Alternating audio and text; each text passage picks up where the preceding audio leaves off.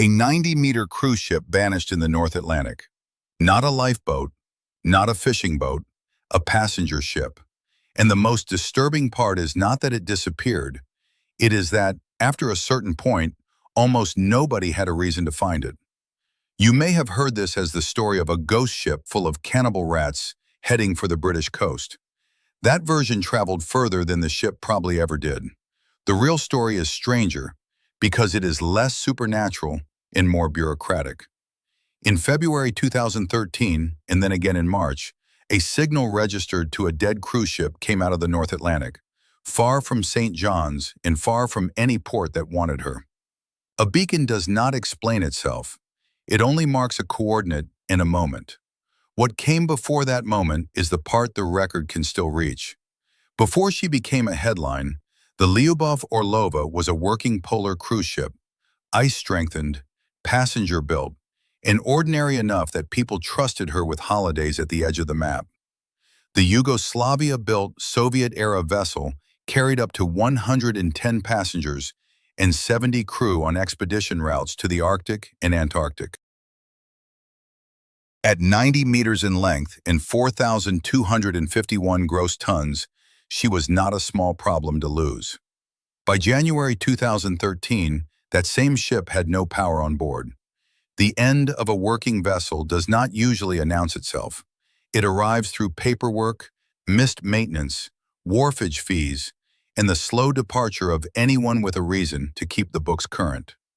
The report records a ship with no power, no working future, and just enough scrap value to make someone believe the problem could be towed away.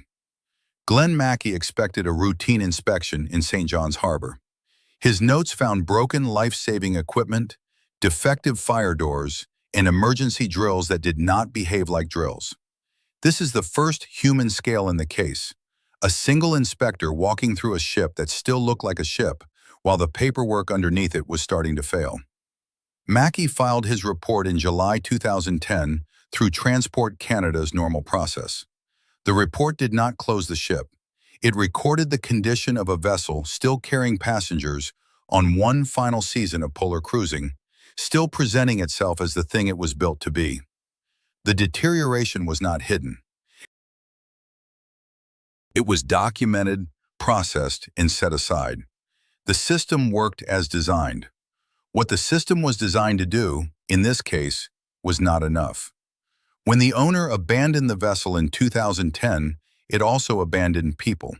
51 Russians and Ukrainians were still tied to the ship by contracts, visas, wages, and the simple problem of having nowhere else to go.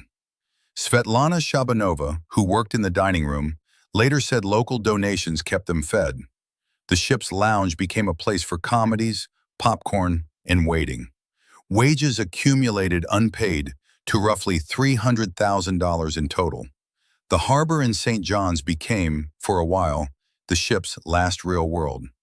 Rats moved into the deteriorating vessels sometime during those months, not as invaders crossing open water, but as opportunists in a molding building that happened to float.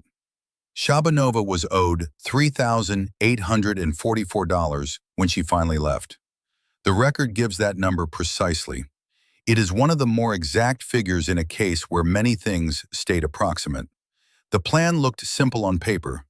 Buy the derelict, tow it south, cut it up, and turn a floating liability into scrap. Neptune International Shipping had purchased the Lyubov Orlova in March 2012 for $275,000. A ship appraiser had already concluded, according to the record, that the vessel looked less like an asset than a liability. The purchase price was not a sign of confidence. It was the cost of removing a problem. The destination was the Dominican Republic. The assumption was that moving the liability out of Canadian waters was the same as solving it. The tug sent to remove the problem arrived with its own record of trouble. Before it ever took the Lyubov Orlova south, the Charlene Hunt had already needed escort, pumps, repairs, and patience. It had issued a distress call on its way to St. John's. The report notes that the shore manager overseeing the operation had no seafaring experience. The business partner who helped arrange the voyage had no marine background. Two fragile systems were being coupled together in January in the North Atlantic for a 34-day voyage on a schedule that assumed neither of them would fail. At noon on January 23, 2013, the Charlene Hunt left St. John's with the Lyubov Orlova behind her. The tow was unpowered, uncertified for the voyage in key ways, and moving into winter water without the navigation lights that let other ships read danger in the dark. The harbor problem had become a moving problem. It was now in the same waters as everything else. The report does not need a theatrical storm. It gives numbers.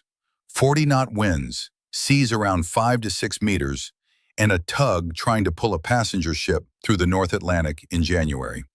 Towing gear does not fail in the abstract. It fails under load. A long tow line can sag between tug and tow, absorbing shock like a spring. That sag, the catenary curve the line makes under its own weight, is what absorbs the sudden surge when a wave pushes the tow forward or the tug pulls ahead. The Charlene Hunt did not have enough line to make that spring work. The standard guidance called for a minimum tow line of 650 meters. The Charlene Hunt was using 365 meters, almost half the recommended length. The shock-absorbing hawser was not in working order. Much of the rest was assembled from used nylon salvaged from the ship being thrown away. Transport Canada had no regulations requiring an inspection or pre-departure check for this class of towing operation. A draft policy existed. It had not been enacted. The Transportation Safety Board named that gap explicitly in its findings as a systemic factor in what followed. That is the first absence in the story, not a missing ship, a missing obligation. At about 2:45 in the afternoon on January 24th, off Cape Race, the towing arrangement failed. The Charlene Hunt stood by through worsening weather until water entering its hull turned recovery into a risk to the tug itself. The point where a rescue becomes a second accident is well defined in maritime emergency, and the Charlene Hunt reached it. The Lyubov Orlova was now adrift. On January 27th, the oil supply vessel Atlantic Hawk found the Lyubov Orlova drifting toward offshore installations that Canada could not ignore. For 44 hours, the problem was handled because it had a target.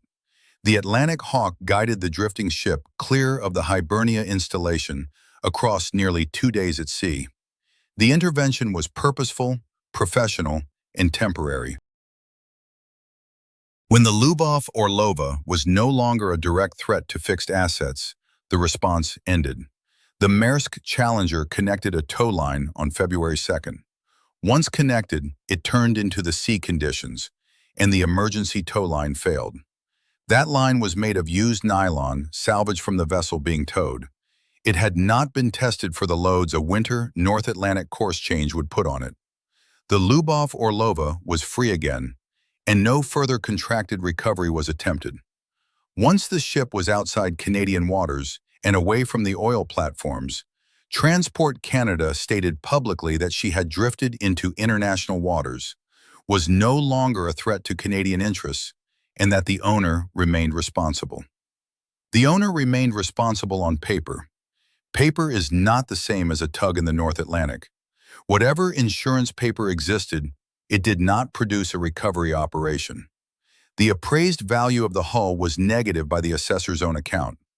The entity that held responsibility lacked both the means and the will to exercise it. The ship drifted east into open ocean. On February 23rd, an emergency beacon registered to the Lyubov Orlova began transmitting in mid-ocean, roughly 700 nautical miles east of St. John's. The Irish Coast Guard received notification and arranged a satellite pass over the coordinates. The satellite did not find the ship. A second beacon activated on March 8th. No satellite pass confirmed the ship afloat. The official word became presumed sunk. That word, presumed, carries the weight of everything the record admits it cannot resolve. Several 2014 retellings sold the Lyubov Orlova as a ship crewed by cannibal rats heading for the British coast. The cannibal framing appears in no official document. It appears in press copy written 3,000 miles from the last beacon position. The Guardian traced how each retelling added detail the original reporting did not contain, a useful warning that became a better headline, about a different ship than the one the Transportation Safety Board had already documented. The harbor rat concern the record supports is real. A living colony crossing the Atlantic is not.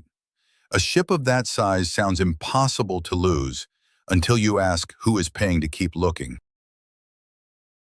Governments act while a hazard threatens people, platforms, or coastlines. Salvers act while the reward is larger than the risk. It was too dangerous to ignore until it moved away, and too worthless to recover once it did. The oil platforms gave Canada a reason to act while the ship was close. International waters removed the jurisdictional trigger. A negative appraised value removed the salvage incentive. What was left was a paper responsibility attached to an owner the record describes as unreachable. My read is that the mystery survives because the incentives died first.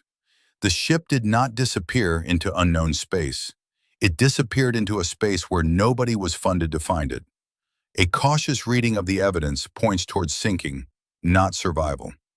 2 beacon events, no confirmed sightings, no later contact from a ship built to be visible when afloat.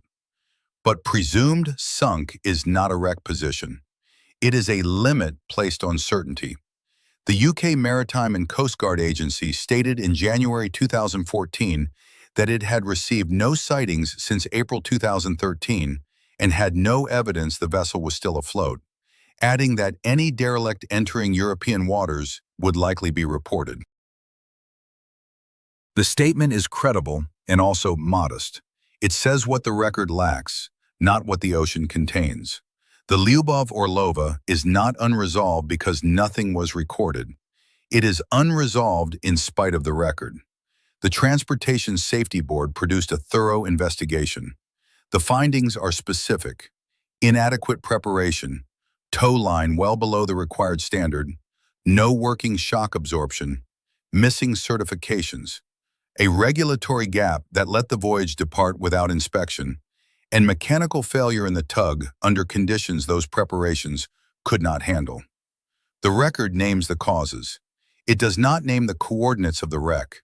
If the Lyubov Orlova is on the bottom, the Atlantic has kept the coordinates. She could be northeast of the Grand Banks, somewhere in the 1,000 miles between Cape Race and the Mid-Atlantic Ridge, somewhere a satellite pass never precisely checked. The ocean does not divide itself into searched and unsearched columns. It takes what it takes and returns what it returns. No wreck, no salvage claim, no final coordinate. The last signal did not solve the Lyubov Orlova. It only showed how far a ship can drift once every incentive to find her has gone quiet.